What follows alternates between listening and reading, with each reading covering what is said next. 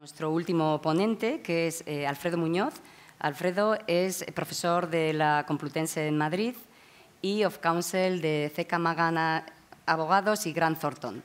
Y nos va a hablar hoy sobre la tokenización de activos financieros y las oportunidades de financiación para pymes. Muchas gracias, Churi, Laura, a Basquefic, por supuesto, y a todos ustedes por estar aquí en esta ponencia de cierre. Me han dicho que tengo 20 minutos, pero yo necesito una hora, así que cierro las puertas y aquí no se mueve nadie hasta que yo no termine. Al menos necesito una hora para poder explicar todo lo que traigo aquí, pero como no la tengo, pues trataré de pasar lo más rápidamente posible. Hoy voy a hablar de por qué la tokenización y cuáles son las posibilidades que nos ofrece la tokenización en este momento, especialmente para las pymes. Podríamos hablar de cualquier otro tipo de empresa, pero sobre todo para las pymes. ¿Qué tenemos y hacia dónde tenemos que ir? ¿Qué hay que modificar en el ordenamiento? Porque tenemos que modificar cosas. Y hay cosas que se pueden modificar desde la Unión Europea, pero hay otras cosas que tenemos que modificarlas dentro de nuestro ordenamiento jurídico, dentro de España, porque la Unión Europea a veces cree que no tiene competencia y otra vez no tiene ganas. Y en este momento la Unión Europea pues tiene otras cuestiones por delante que afrontar. Bueno, tenemos que partir y yo soy jurista, pero tengo que aprender mucha tecnología. Yo trabajo mucho con ingenieros y siempre digo lo mismo.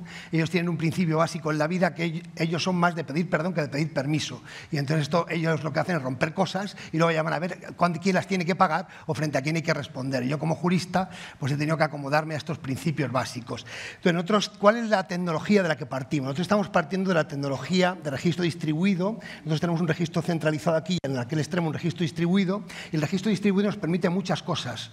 Nos permite, por ejemplo, evitar hackeos, nos permite, por ejemplo, evitar manipulación de la información y nos permite las transacciones peer-to-peer. Y esto es una disrupción, porque hay gente, es una evolución. No, llevamos evolucionando la digitalización mucho tiempo. La tokenización no es digitalización, es un paso más. Tiene como presupuesto a la digitalización, pero va mucho más allá en muchas de las cosas que les voy a decir. Entonces, el poder permitirte las transacciones peer-to-peer ya es una revolución, porque significa la posibilidad de suprimir muchos de los intermediarios que tenemos hoy en el mercado. Otra cosa es lo que queramos hacer y otra cosa es lo que el legislador y los poderes estén dispuestos a aceptar que se va a hacer. Estas son cuestiones completamente diferentes. Pero la tecnología te permite crear mercados, como ocurre, por ejemplo, en Bitcoin, en que tú puedes hacer transacciones peer-to-peer sin que nadie intermedie más ahí de los propios validadores. Pero no tienes que pedir permiso en mercados que son 24/7, que son transfronterizos, que son mercados peer-to-peer. En muchos de ellos los mercados son pseudoanónimos o prácticamente anónimos.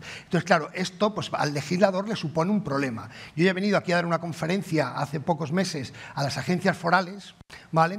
He dado conferencias para la Agencia Tributaria Nacional y ahora voy a volver a las agencias forales de aquí, del País Vasco, porque tienen problemas, porque esto es una disrupción. Esto les ofrece unos diferentes tratamientos de los activos que no estaban ellos esperando. Piensen ustedes en que utilizamos la tecnología de registro distribuido y dentro de la tecnología de registro distribuido utilizamos blockchain. A veces se dice blockchain es muy utilizable para el fraude. El que dice esto conoce poco blockchain, porque blockchain lo que te permite es una trazabilidad completa. Otra cosa es los recursos que tú puedas dedicar a esa trazabilidad. Pero hay grandes empresas, grandes expertos y grandes programas que ya trabajan con la Guardia Civil, con los Mossos, que yo sepa, que trabajan con la Policía Nacional, que trabajan con el FBI, porque les hacen trazabilidad. Lo que no van a hacer es trazabilidad a los 45 o 47 millones de personas que vivimos en España. Pero cuando hay un ransomware o cuando hay cualquier tipo de delito de cierta gravedad, estas empresas aparecen y te localizan donde están esos activos digitales. Utilizamos wallet, y las wallets son un problema para los supervisores y para en general los legisladores. ¿Por qué? Porque las wallets te permiten las non-custodial y esto para los juristas nos da, por ejemplo, un derecho de propiedad diferente al que conocíamos hasta ahora. El derecho de propiedad está sometido a lo que diga el poder, a lo que diga la Constitución o tu ordenamiento base, ¿no? Te pueden retirar tu derecho de propiedad si hay un interés general, ¿no? Y entonces, con los activos digitales que tú tienes en una non custodial, tienes un derecho de propiedad absoluto, porque ustedes me tienen que torturar a mí para que yo les dé las claves. Y entonces aquí ya llegan unas elecciones, porque hay que decidir si tú vas a tener tus activos en non custodial o vas a tenerlos en prestadores de servicios. Aquí se ha hablado, ya tenemos a un banco autorizado en España, ¿vale? Que es el BBVA, que ha obtenido la licencia, la autorización o la ratificación, digámoslo así, pero el Santander, que también está aquí, y la Caixa lo van a obtener ya. En breve, en muy poco tiempo, que van a poder ofrecer servicios de custodia. Y todos los bancos que se están apuntando a este servicio, la base es ofrecer servicios de custodia para todos sus clientes, institucionales o minoristas. Pero tenemos la posibilidad de tener non-custodial. Ahora, el non-custodial depende para qué activos. ¿vale? No sirve para todos, ni tiene los mismos efectos. Si nosotros tenemos Bitcoin y tenemos un non custodial, soy el absoluto controlador de ese activo. Reitero, me tienes que torturar para que yo te dé las claves. Pero si nosotros tenemos instrumentos financieros, como ya se están haciendo, deuda, ya se ha hablado aquí, por ejemplo, por parte de Token City, o la próxima emisión que se va a hacer de unas acciones, ya tenemos, por cierto, un mercado secundario en la Unión Europea que se llama 21X. Aquí en España solo tenemos mercado primario, que es la primera ERID que existe, pero ya tenemos un mercado secundario que se llama 21X, que es alemán. Y en ambos casos, ¿vale?, se permite la autocustodia. ¿Vale? En ambos casos podemos tener nuestros activos en non custodia, pero esto no significa que tú tengas una posición equivalente a lo que tienes cuando tienes Bitcoin. ¿Por qué? Porque si la agencia foral ordena que unas acciones estén embargadas, tú tienes que tener una puerta por detrás para poder embargarlas. Tienes que poder hacer transmisiones forzosas. ¿Por qué? Porque la ley te obliga a diseñar tus wallets y tu blockchain de tal manera que tiene que haber algún mecanismo en que quien controla el mercado pueda acceder a esos activos. Por lo tanto, no estamos creando un mercado de acciones al margen de los mercados que teníamos tradicionalmente. Lo que estamos haciendo es cambiar la forma en que se representan esas acciones, en que se gestionan, en que se administran, en que se transfieren y en que se colateralizan. Es decir, en cómo se ofrecen como garantía de una deuda persistente. Por lo tanto, tenemos que ver y cómo separamos los distintos activos. Tenemos los smart contracts. Los smart contracts están por todas partes. A veces son cansinos. Es decir, que abras lo que abras, siempre aparece un smart contract. Un smart contract es fácilmente definible como un código que se autoejecuta siguiendo las instrucciones del programador sometido a eventos. Por ejemplo, si gana el Real Madrid la Liga, que eso es lo que espero, pues hace una transferencia a un colega del Atleti para que al menos lo disfrute. Y entonces el smart contract, cuando llega al Real Madrid y gana la Liga, identifica ese evento y coge un activo digital de mi wallet y se lo transfiere al del Atlético de Madrid, ¿vale? Porque yo lo he ordenado así. Si el Real Madrid no gana la Liga, no va a transferir el activo.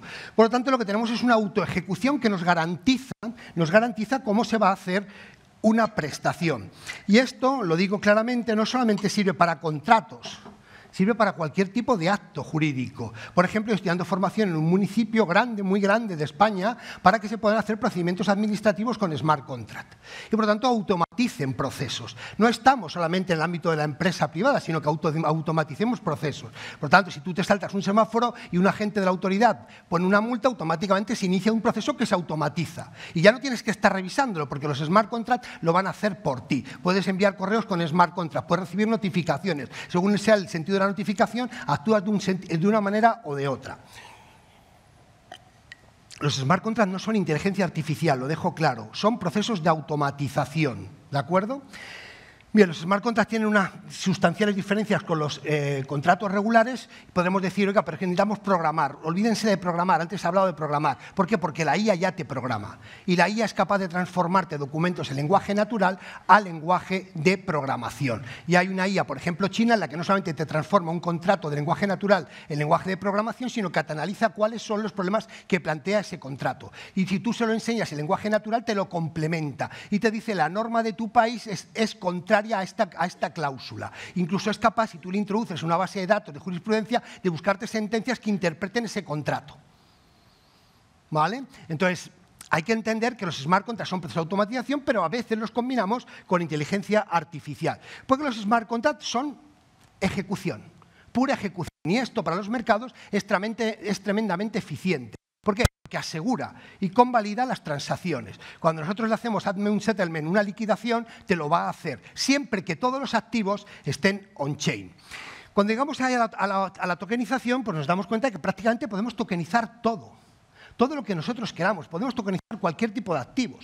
Podemos tokenizar el arte, se está haciendo los bonos, se están haciendo. El Reino Unido acaba de publicar que está ya en fase de tokenizar todos sus bonos, todos los bonos que está emitiendo. Aquí en Europa todavía se están haciendo solamente pruebas con emisiones de bonos. Por ejemplo, el Banco Europeo de Inversión.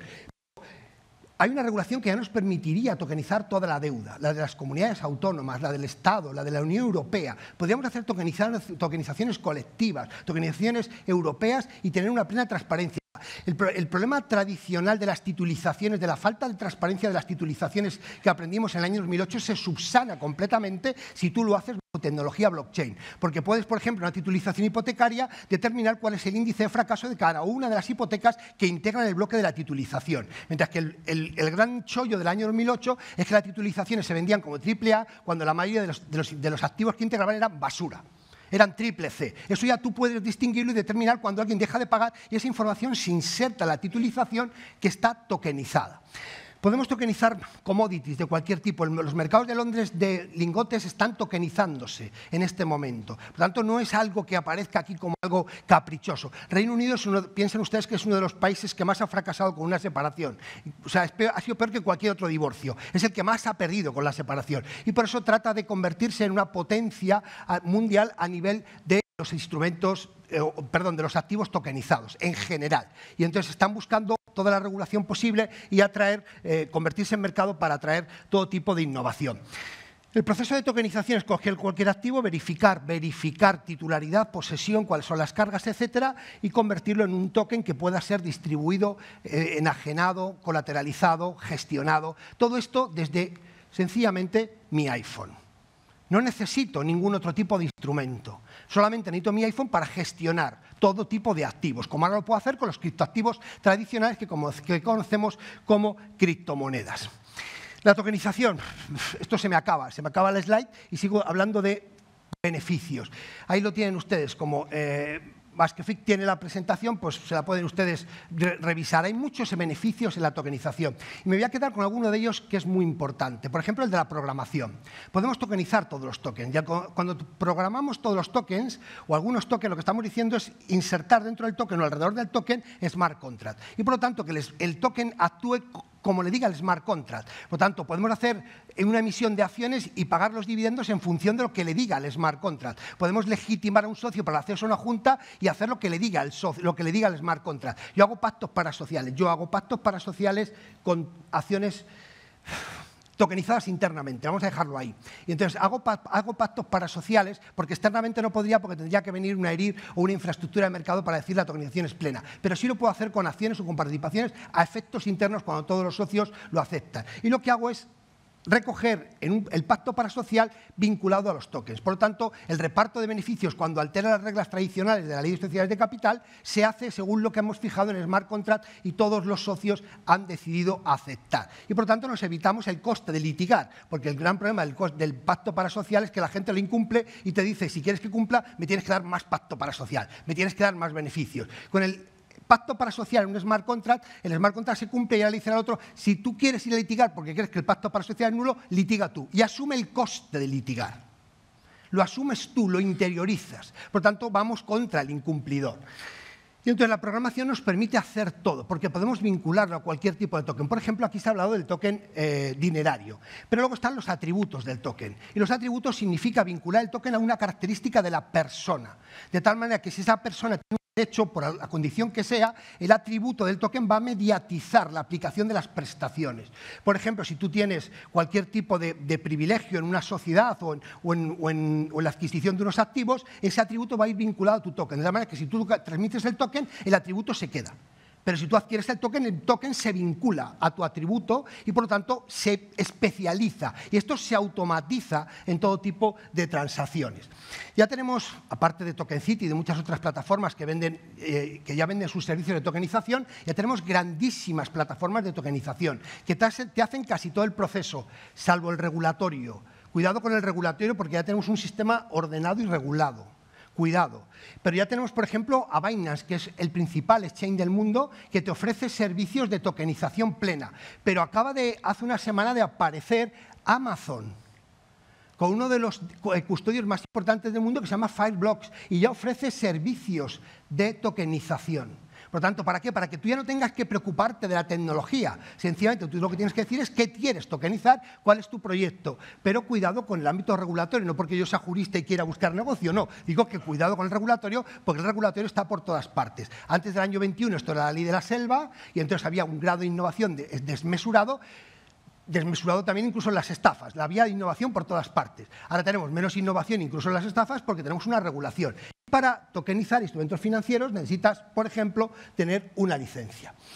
Revisando una taxonomía muy básica, esta taxonomía es del Fondo Monetario Internacional, no es del Club del Criptobro de Vallecas, ¿vale? Lo dejo claro. Es decir, está traído aquí y luego dice cuenta lo que quiera. No, no. Esto es del Fondo Monetario Internacional, que es del año 2022. Porque aquí se han dicho muchas cosas que son verdad. Hay una cierta tendencia a interiorizar que todo lo que tiene que ver con lo cripto es una estafa. ¿Vale? Y entonces, ¿esto por qué? Pues porque se sitúan en este ámbito de los llamados unbucket. Los unbucket son criptoactivos que no tienen un respaldo, no tienen un CEO, no tienen una oficina de reclamación. Bitcoin, por ejemplo, es el unbucket más importante. No quiere decir que el Bitcoin no sea un gran activo. De hecho, es un activo predominante, claramente. Es el activo digital más predominante del mundo. De hecho, Estados Unidos la semana pasada aprobó una orden ejecutiva a Donald Trump para convertir al Bitcoin parte de una reserva estratégica monetaria de su política económica. Por lo tanto, los unbucket serán lo que serán, pero hay que analizarlos.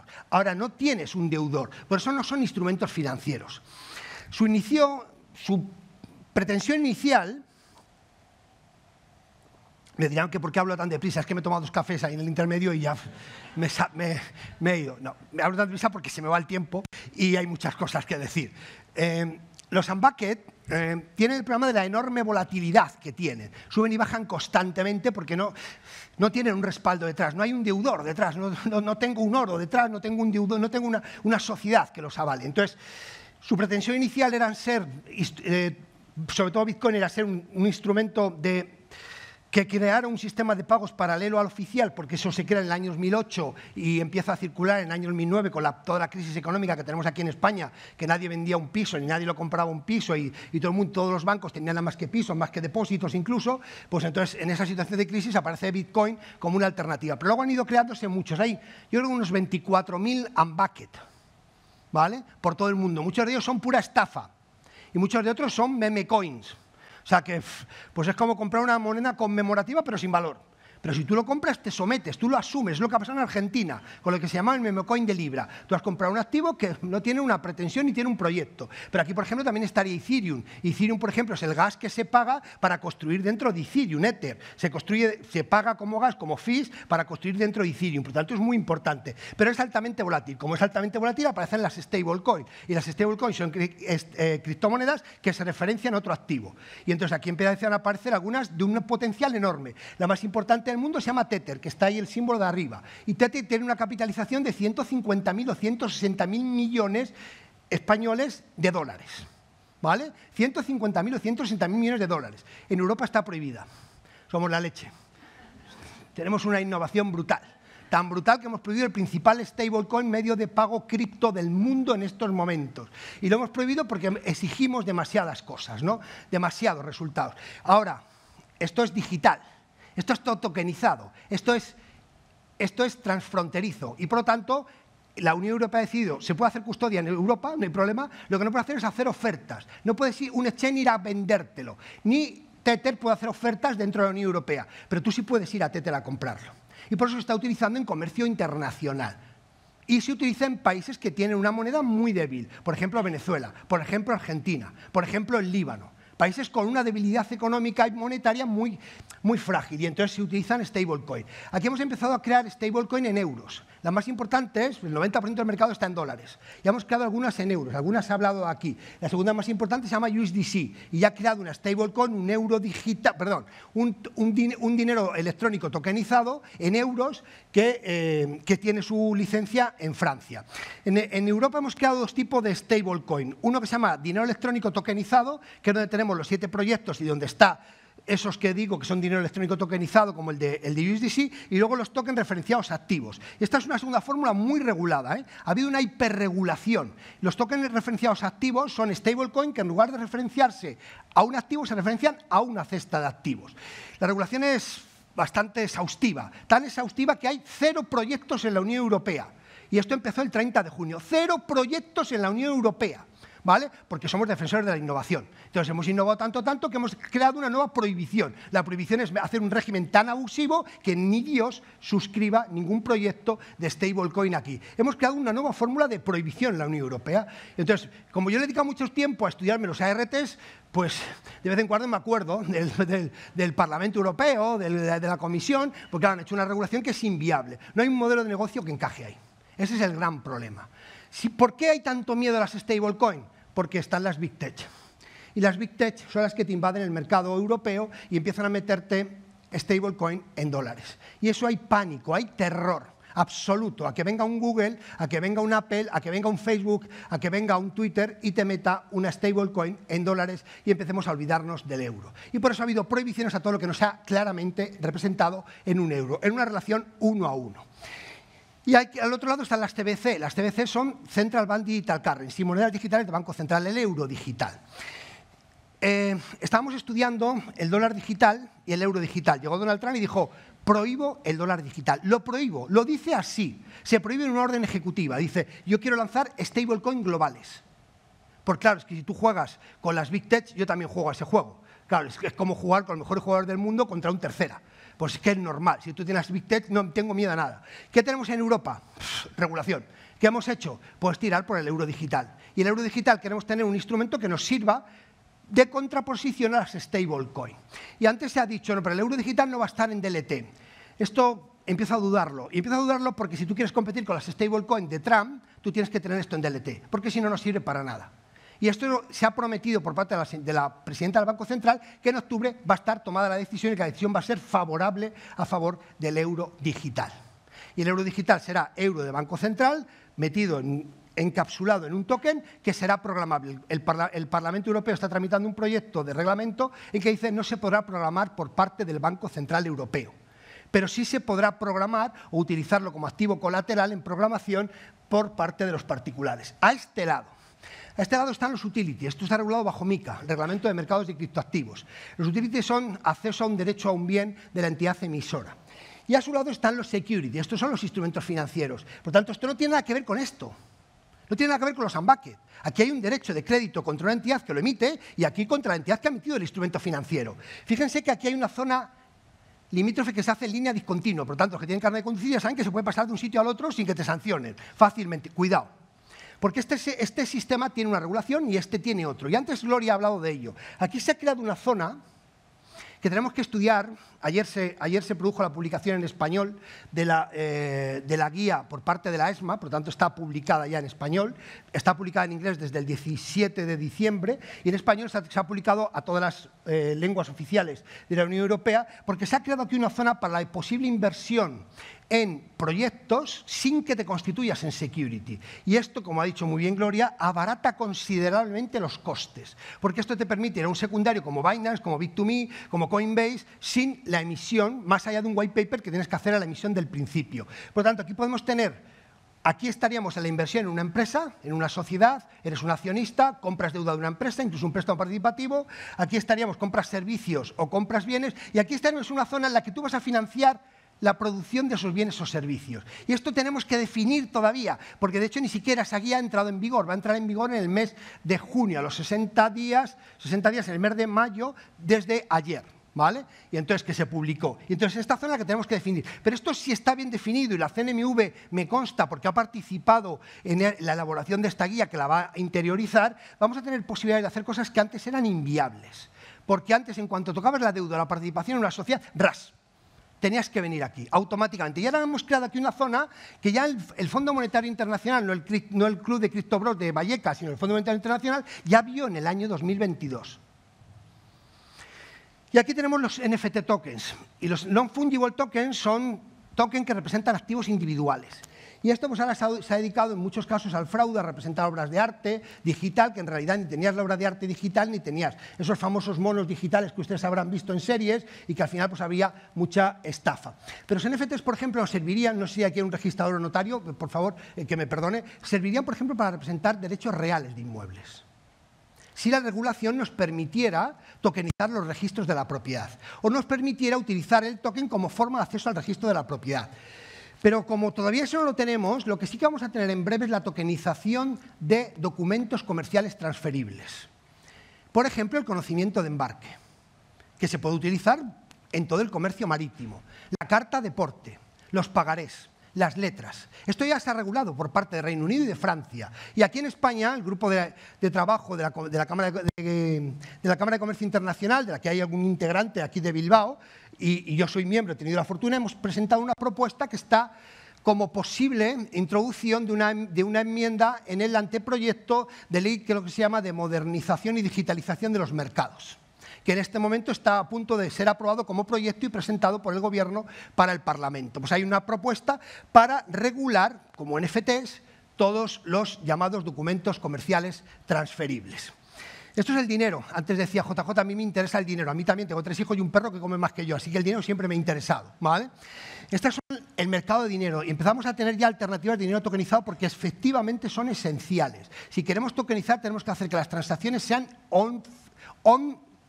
dentro chain, dentro de la cadena, no off-chain. No podemos transferir un título y luego pagar por fuera para que alguien se equivoque y haga un pago que no es debido.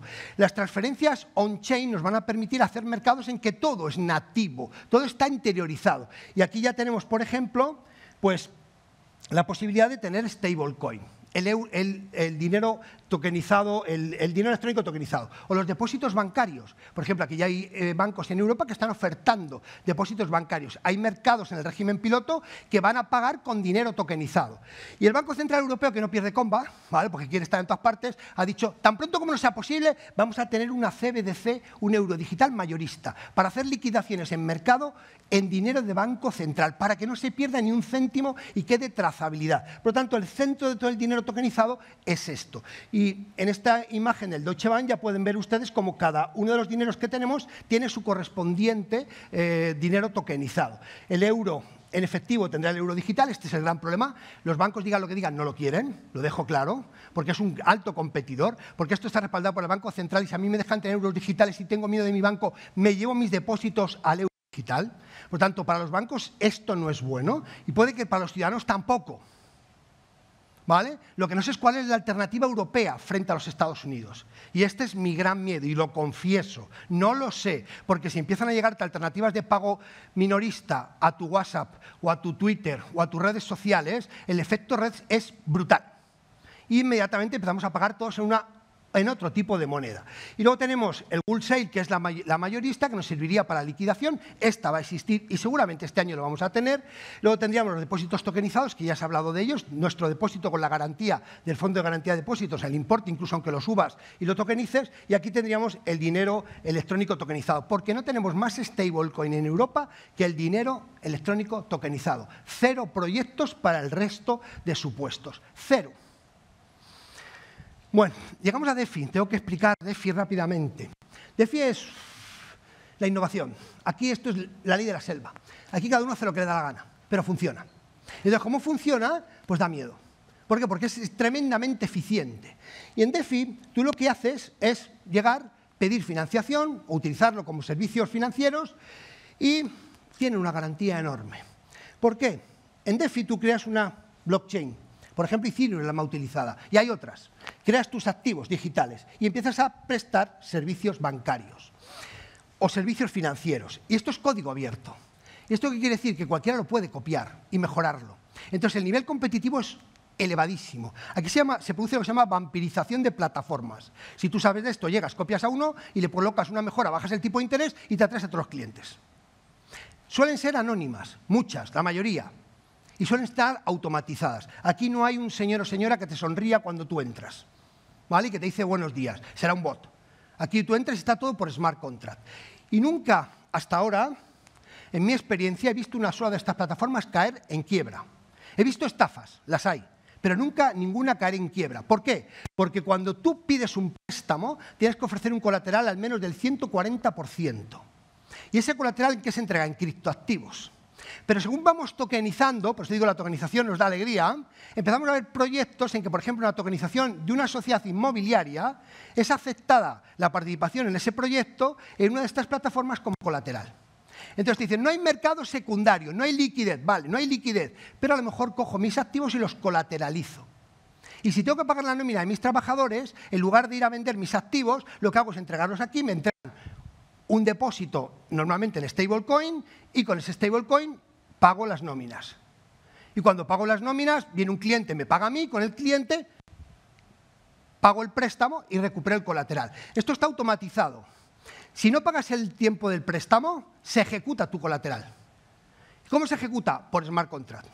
Si el colateral baja de precio y baja por debajo del 140, se ejecuta el colateral. ¿Vale? A veces algunas plataformas te mandan un email y te dicen, estimado, tiene usted 24 horas para poner más colateral, o se ejecutará en mercado. Y entonces, hasta ahora se utilizaba Bitcoin, Ethereum, alguna stablecoin, y ya empieza a haber, aquí hay una empresa en España que permite, que ha conseguido que le financien con colateral de proyectos inmobiliarios tokenizados. Así de claro lo digo, no me pidan el nombre, pero lo hay. Si lo buscan, lo encontrarán. Y este es un mercado que me da liquidez. Insisto, o con un bajísimo riesgo, con las operaciones absolutamente automatizadas y lo que llamamos atómicas, entrega contra pago. Y voy terminando antes de que le dé un ataque. Identidad digital. Necesitamos dinero tokenizado. Y la segunda pata es la identidad digital. La identidad digital está muy avanzada dentro de la Unión Europea. Tenemos un reglamento que se llama eIDAS 2, que se publicó el 30 de abril. Y esta identidad digital determina que el día de Nochebuena del año que viene, ¿vale? Recuerden cuando esté Nicolás Zambomba tocando, cantando villancicos, todos los ciudadanos europeos tendremos derecho a una identidad digital en wallet, la ID Wallet. Y esta ID Wallet, que es enormemente avanzada, nos va a permitir, algo ha dicho Miguel Ángel antes, identificarnos por atributos. Y pongo un ejemplo que me gusta siempre, aunque a mi hija no le guste. Mi hija tiene 19 años, cuando va a las discotecas le piden el carnet de identidad. Y yo como padre me pongo muy nervioso, porque de la puerta tiene que saber dónde vive mi hija, cómo se llama mi hija, cuáles son sus padres. Pero le tiene que enseñar el carnet de identidad, si no mi hija no pasa. Con la ID Wallet, mi hija cogerá su móvil, certificará su rostro, le identificará el rostro y pedirá un verificador que contactará con el emisor de los atributos y dirá, la policía, quien tenga el atributo, esta persona es mayor de edad. No dará ningún otro dato de mi hija, ni siquiera la edad. Solo dirá, cumple con el requisito, que es mayoría de edad. Esta persona es abogado. O esta persona, y esto es muy importante porque nos ahorra muchos costes, ha superado un control antiblanqueo y un KYC. Por lo tanto, cuando voy al Santander, hago mi AML y mi KYC, lo supero y con ese atributo me voy al banco de al lado. Y no tengo que volver a llevar todos los papelitos, porque ya tengo mi atributo que se lo enseño al del banco. Por lo tanto, imagínense el ahorro de costes y la seguridad que nos va a dar esto, sin perder el control de los datos. De hecho, todas las grandes plataformas, Google, Facebook, todos estos que nos venden luego los datos, pues nos tienen que aceptar, lo dice el reglamento europeo, no la ley española, el reglamento europeo vinculante para todos los Estados miembros, nos tienen que aceptar que nos identifiquemos con este sistema, que es voluntario. Por tanto, no me diga, este es el Big Brother. No, es voluntario, usted lo coge o no lo coge. Tengo una madre que tiene 89 años y le voy a decir que coja ID Wallet, siga viva, ¿vale? Pero yo sí. Y mi hija, en cuanto salga, ¿vale? No va a ir por las discotecas enseñando su carnet de identidad. Entonces, con la identidad digital, pues podemos hacer numerosas cosas. Y voy terminando ya. Esto es un sistema de mercados financieros. En un mercado financiero hay dos partes, contratación y postcontratación. Aquí necesitamos pagar 5 comisiones, ¿vale? Nuestros intermediarios, los agentes, los brokers que nos meten en el mercado, el del comprador y el del vendedor. 3, el del mercado. 4, sistema de compensación. 5, DCV, depositario central de valores, que lleva el depósito y el registro. 5 comisiones. ¿Cómo le voy a decir yo a una pyme que venga a cotizar a un mercado, por muy ágil que sea el mercado? Un MAP no va a poder hacerlo. Pues sacamos el régimen piloto, y el régimen piloto te permite crear plataformas que son de negociación y de liquidación, sistemas multilaterales de negociación y de liquidación simultáneamente. Y me permite convertir un mercado como este en un mercado como este otro. 21X permite las transacciones peer-to-peer sin intermediarios. Tendrás que pagar la comisión de tu mercado y se acabó. ¿Por qué? Porque es una plataforma 21X de negociación y de liquidación. ¿Cómo son las plataformas, y termino ya, que se están creando en el mercado secundario español y que están en el régimen piloto? Token City, Securitize, Allfunds, IO Builders y STX. son plataformas en transacciones peer-to-peer, que pueden abrir 24/7 y que son plataformas las 5 de negociación y de liquidación. Por lo tanto, teóricamente, en el peor de los casos tengo que pagar a mi broker y pagar al mercado, pero ya no pago al depositario central de valores ni al sistema o cámara de compensación. Esto es tan potente que, donde estás, esta plataforma la acaba de comprar en su paquete accionarial significativo Bolsas y Mercados de España. ¿Vale? ¿Por qué? Porque el negocio se va a cambiar sustancialmente. Ayer, Suiza acaba de autorizar su primer mercado de valores en DLT. Por lo tanto, esto no es solo español. Y el CEO de BlackRock hace un mes pidió en la Casa Blanca que se empezaran a tokenizar todos los instrumentos financieros en Estados Unidos. Y hace 3 semanas acaba de tokenizar el primer fondo de inversión, antes ha hecho Fran Maroto alusión a ello, el primer fondo de inversión del mercado monetario en Luxemburgo. ¿Qué nos queda? Las sociedades limitadas. En España la mayoría de las sociedades son limitadas. Tenemos que conseguir, pujando entre todos, que abramos el régimen de la limitada, lo hagamos libremente disponible y que podamos empezar a tokenizar. Sea que algún notario no es nada personal, pero para transmitir una participación social necesitas ir a un notario, aunque la participación valga 1 euro. Tienes que hacer presencia, pero para transmitir 1 millón de acciones no tienes que ir a un notario. Lo puedes hacer por títulos, anotaciones en cuenta o en DLT. ¿Por qué? Porque cuando la inmensa mayoría de las sociedades son sociedades limitadas. Y tenemos ya tecnología que nos permite transmitir solo a personas previamente identificadas, a través, por ejemplo, de determinados tokens, estándares de tokens, como es este. ¿Y qué nos queda más? Pues esto es lo que les hablaba antes del Bill of Lading. Esto es un Bill of Lading, cómo circula un conocimiento embarque. Los que se dediquen al derecho marítimo estarán cansados de ver el papelito del conocimiento embarque. La mercancía va por mar y el papelito va por otro sitio. El papel se pierde, el papel se roba, el papel se extravía, el papel se sustituye, el papel se rompe, el papel se deteriora, se duplica. Y sin embargo, con una tokenización solo hay un token. Y por tanto, el que lo transfiere, pasamos de lo que se llama una posesión para los juristas a una legitimación por el control. Quien tiene el control de la wallet donde está el activo puede transferirlo. Por lo tanto, se calcula que esto es un ahorro de unos 3.000 millones de dólares al año. Y Francia ya lo ha regulado. ¿A qué esperamos? ¿A qué esperamos? Y si podemos tokenizar y transferir así, por ejemplo, el conocimiento de embarque, ¿por qué no los pagarés de empresa? Y dejamos el papel ya. Y podemos dar trazabilidad al pagaré y tener claro quién responde de un pagaré. Bueno, hemos pasado, y termino con esto, estamos en una evolución del mercado que es constante. DeFi está aquí, que lo he explicado. Ya hemos pasado la década de DeFi. Lo que pasa es que todo tarda en implementarse. Y ahora estamos aquí. Si tú quieres utilizar bien los agentes de inteligencia artificial, necesitas tener mercados tokenizados. ¿Qué es un agente de inteligencia artificial? Esto es solo para mentes fuertes, ¿vale? Esto no es para cualquiera. Un agente autónomo de inteligencia artificial es software de inteligencia generativa al que le mandas una tarea y actúa autónomamente. Y nos estamos encontrando enormes sorpresas en el desarrollo de esta inteligencia artificial generativa. El banco BIS, el llamado Banco de Pagos Internacionales, que es un poco el banco central de los bancos centrales, ha dicho cuidado con esto. Innovemos, pero controlémoslo, porque se nos puede ir de las manos. De hecho, nosotros hemos hecho pruebas, hemos abierto una wallet, le hemos dado activos digitales y le hemos dicho invierte y generamos una inversión al menos del 10%.